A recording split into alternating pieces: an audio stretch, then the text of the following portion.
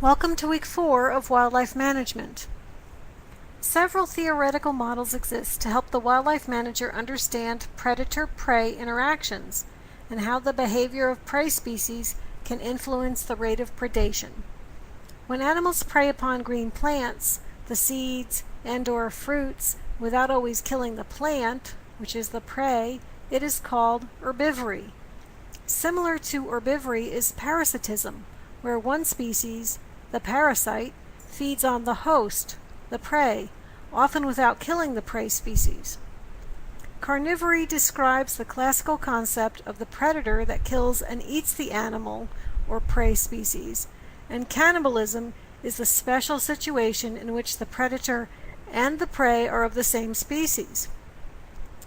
Predator-prey interactions discussed and modeled in Chapter 10 include the functional response of predators to prey density, predator searching and prey distribution, a numerical response of predators to prey distribution, regulatory and destabilizing effects of predation, and prey behavior, including migration, herding and spacing, and birth synchrony.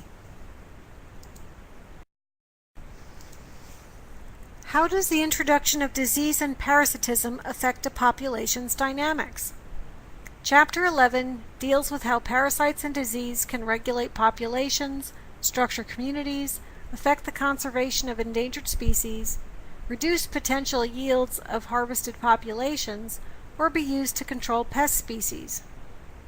The two classes of parasites and pathogens are the microparasites, or the viruses, fungi, and bacteria, and the macroparasites, such as fleas, ticks, nematodes, and cestodes. Since both of the micro and macro parasites affect their hosts in a similar way, Sinclair et al. Lumped them together as parasites. When you have a parasitic species that is adapted to their hosts, and the hosts are adapted to the presence of the parasites, such parasites are said to be endemic, and the disease caused by an endemic parasite is termed enzootic. Impacts from endemic parasites that result in low-level, persistent, non-lethal debilities or diseases are termed chronic diseases. In contrast, epizootic disease in animals or epidemic disease in humans result from parasitic infestations that are relatively short-term, major in their impacts to the host, and often fatal.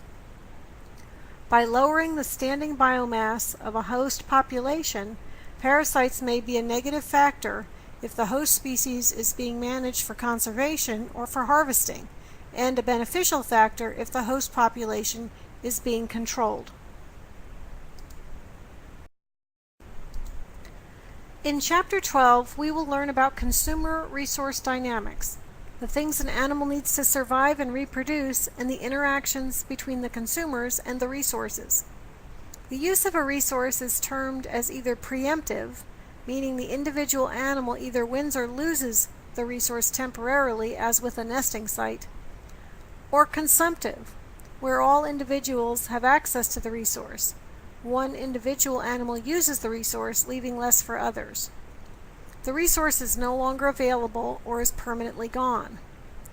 Again, wildlife managers use models to analyze and describe interactions of consumer resource dynamics.